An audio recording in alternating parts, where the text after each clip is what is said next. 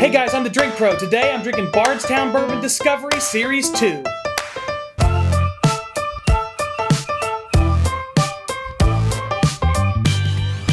What's up everyone? Thanks so much for joining me again. Kyle the Drink Pro here with you.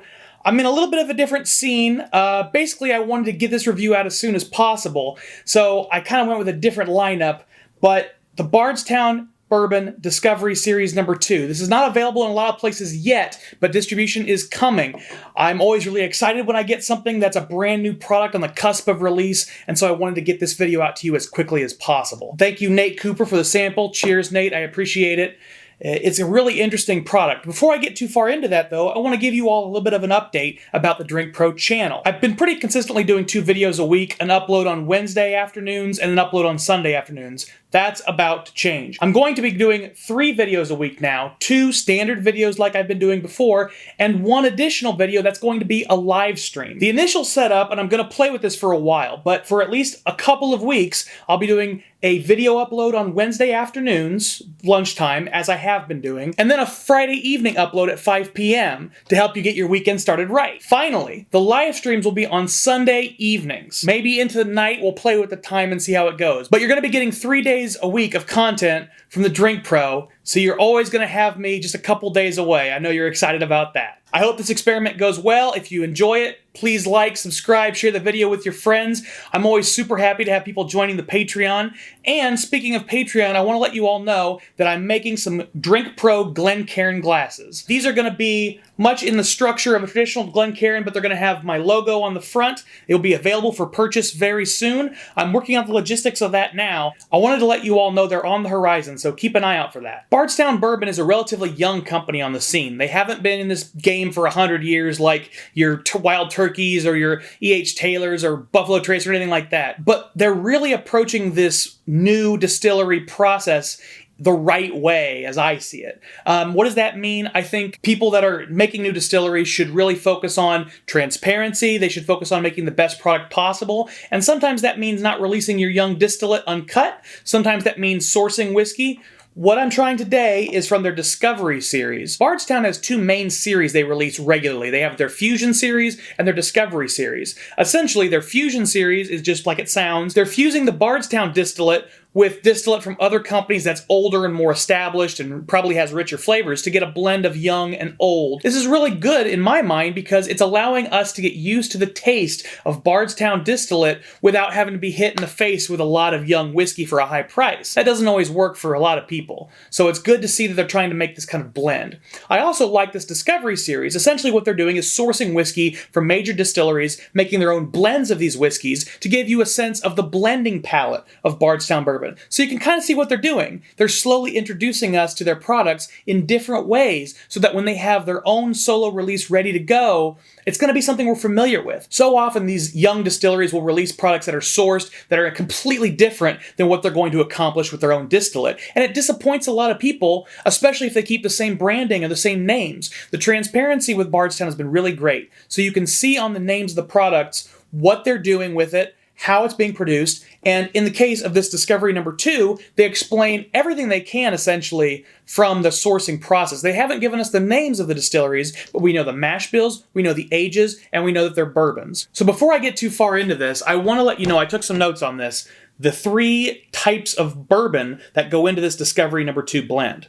We've got a 10-year bourbon that's 75% corn, 13% rye, and 12% barley. We've got 39, and that's 44% of the blend is that 10-year-old bourbon. We've got 39% of the blend is a 12-year-old bourbon. That's 74% corn, 18% rye, and 8% barley.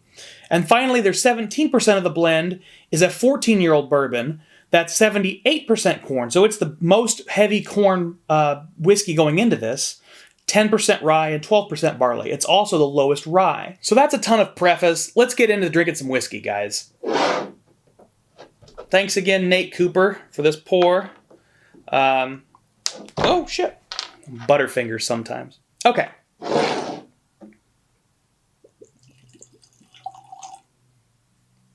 Okay, let's give this a smell. Oh, it smells amazing. God, this, oh my God, guys. Now, I will tell you, the price point on this is really high. I want to say it's $130, $140, something like that. These Bardstown whiskeys are not cheap, but I think part of that's because they really are doing everything the way I would want them to, the quote-unquote right way. And if that means a higher price, they're willing to do that. So I kind of respect that in them. I respect their willingness to do these kinds of whiskeys with a high price point and say, no, we're going to focus on doing things right and not worry as much about if it's too expensive. But on the nose, wow, this competes with, recently I've tasted the 12-year Lot B Van Winkle product and the Elijah Craig 18. Both of those are 150. Well, one is, I believe, 70 or 80. I don't remember the retail on the Van Winkle, but it's under 100, but only just. The Elijah Craig is 150 retail. This nose is blowing both those noses out of the water, and I like the nose on both of those, but this is better. It's very complex and sweet and baking spices. A little bit of fruit in there as well. Because he's going to cut this part out, I'm going to make all the noise. All the noise. All the noise. All the noise. You're not going to cut it out now, are you? All right, so I got the bourbon flavor wheel here. I'm going to give you some more notes because there is so much happening in this. I've given you some basic notes, but I really want to dive deep on this. I love it so much on the nose. Right off the bat, definitely a slight cinnamon, definitely a sweetness, but it's not a honey sweetness, it's not a round sweetness, it's very narrow. I'm getting a slight butterscotch, a slight white chocolate, which is not a note I get a lot of. Definitely get that sweet corn, just very slightly under the nose, and this slight, soft maltiness. Ooh, maybe like a candied pecan, I'm getting some of that as well. The nuttiness. This is an unbelievably complex pour. I mean, it's very hard to get all of the different interesting notes out of 3 separate bourbons, at least on the nose. I hope it lives up to the expectation on the taste, because that's also a large hurdle to climb.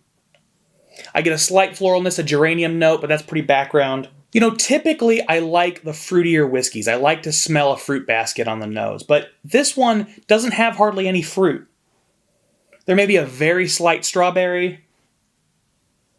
There may be a very faint red apple, but I'm kind of digging for those. I'm looking for those. I typically like whiskeys that just kind of hit me in the face with that fruitiness, but honestly, I'm really glad this isn't doing that. It's so complex and interesting in different ways. I get this nuttiness, this baking spice, this sweetness. There's so much happening that I think if they added a fruit note and tried to draw that out, it'd be overpowering. Having a subtle fruit note underneath all of it is a really good way to approach this kind of pour. Same with the floral notes. I typically don't like a loud floral note, and I really like that it's underneath the main profile in terms of the scent. You know, the youngest whiskey in this is 10 years old, so I expected to get a lot more woodiness on the nose. I got that pecan note that I mentioned earlier, and there might be a very, very slight cedar. But it's really presenting more to me like this pecan and the cinnamon. I'm getting those kinds of spices and not a barrel tannin or a woodiness. By the way, the flower on this is definitely geraniums. I know people will laugh at that sometimes, but I've lived around geraniums for much of my life. I know exactly what they smell like, and that's in this pour for sure. As I let it sit here for a while, it gets more and more vanilla forward. The sweet vanilla becomes really prominent as it sort of aerates for a while. I will also add that this was a neck pour that was put into this bottle. I don't know how much of a difference that's going to make. I don't know how this pour will change over time, but I'm very curious to see what it's like right out of the bottle, which is essentially what I have here today. Moment of truth, I've finally smelled all I can smell. Let's give this a taste and see what I think. So, I forgot how hot it was. This is 61.1% alcohol. Some pours at that proof are smoother than others. This one's got a lot of bite. And I'd read a little bit about this pour before doing this tasting. Not any flavor notes or anything, just like general facts about it. And one of the things I had seen was it's rather hot. Definitely took too big of a drink on my first sip, but that will numb my palate a little bit and get more used to that high alcohol content. So let's see what happens next. There's a lot more woodiness on the palate than I was getting on the nose. At least initially, it's very woody. You can really taste the barrel notes on this. It's got this fresh oak, and I get a little hint of sourness after going back to the nose, like a sour citrus fruit almost. Maybe a sour cherry, maybe like a lemon. I'm really having a hard time getting past the wood on this, to be honest with you. I do think a lot of that is the fact that it's a neck pour. I think some of that is also the fact that I haven't had a drink yet in this filming session, and that can really cloud your palate. I'm going to give it some time. I'm going to work on this, though. I'm going to keep sipping on it slow and steady and see if I can't start to break through that seal and pull out interesting flavor notes. I can tell they're there. I can tell how complex and rich this is based on the nose and based on the taste, frankly. It's spicy, it's hot, it's woody. There's a lot of good things happening if you like that kind of pour. But based on what I've heard from Nate, this might be some more complexity that I'm missing. So let's keep digging.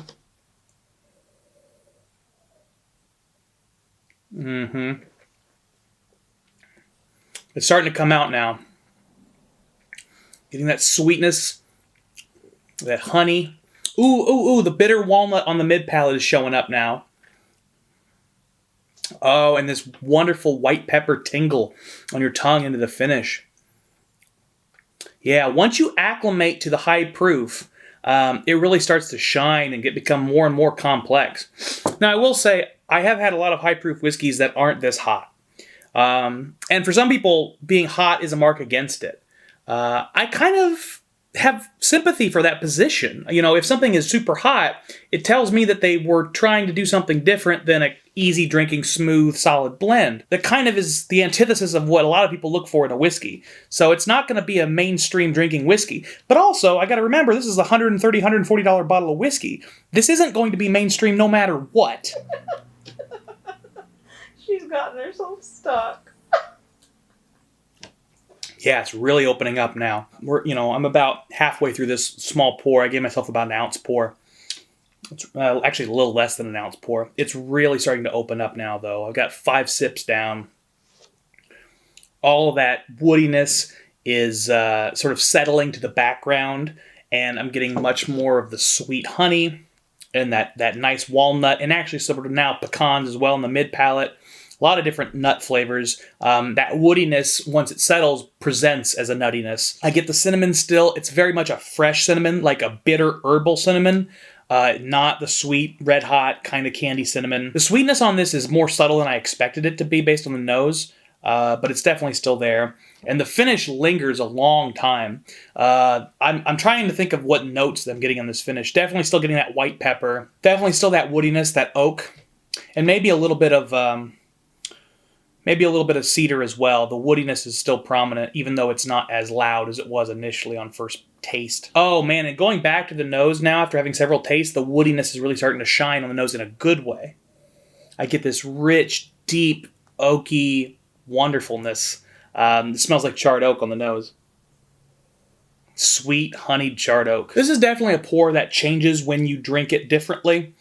This would be a great pour to try in a variety of different glasses to see what you like and what you don't from Glassware, because I'm noticing even just how I'm sipping it. Little sip versus big sip, over the back of the tongue versus the front of the tongue. It radically changes the experience. And I think that's really cool. That's a fun experience to have in whiskey, and not all whiskeys will give you that difference and those changes. It's because of all the complexity in this. It's because of all the nuance they're striving for. It really, really shows up. Because this is so high proof, I'm going to do a little water, maybe 3 or 4 drops. Not too much. Let's go with 3. Ooh, man, that honey candy sweetness really comes out on the nose. Yeah, still getting a lot of the same notes, but the woodiness and the heat have kind of parted the sea. I will say on the nose, it's notably less complex with the wood added. It becomes much more just sweet and spicy, not in terms of hot spices like barrel tannin, but in terms of like baking spices. All right, let's give this a taste. That's a whiskey that can stand up to an ice cube, guys. That's something I actually really look for, because not a lot of whiskeys can do that. It's a rare whiskey that I would like with an ice cube. Sometimes I will put an ice cube in a whiskey just for a nice hot day. So I'll use, cheap, not very good whiskeys. But this is a good whiskey that I could put an ice cube in and not be mad about. It's sweet. It's got a hint of cherry. Very warm still on the palate, though. It's a hot whiskey. It really does. It drinks hot. If you really like a higher proof whiskey, this is really going to hit all the right notes for you. I think the thing that we like the most about the Bardstown Discovery 2 is that it's very complicated in the best way possible. It's very versatile. You can do whatever you want with it. You can put it on water, with ice, drink it straight up. You could probably put it in any kind of glass and it would work. Give you different notes, but it would still taste good. It would taste complex. It would show you that it's trying to do something special.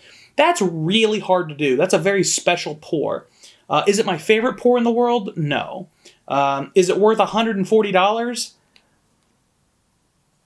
I think it probably is. It may not be everybody's cup of tea, but I know some people will absolutely love this pour. It's so complex, it's so nuanced, it's so interesting. I highly recommend checking it out. Get yourself a taste of this. And I know for a fact that Bardstown is good about this. Bardstown does a lot of tasting events throughout the country.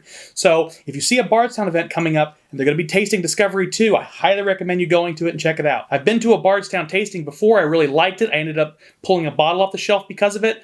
It wasn't the Discovery series, but they have so many different interesting collabs that are worth trying too. So I think Discovery 2 is absolutely worth your tasting. It might even be worth a buy if you find the notes and you really like them.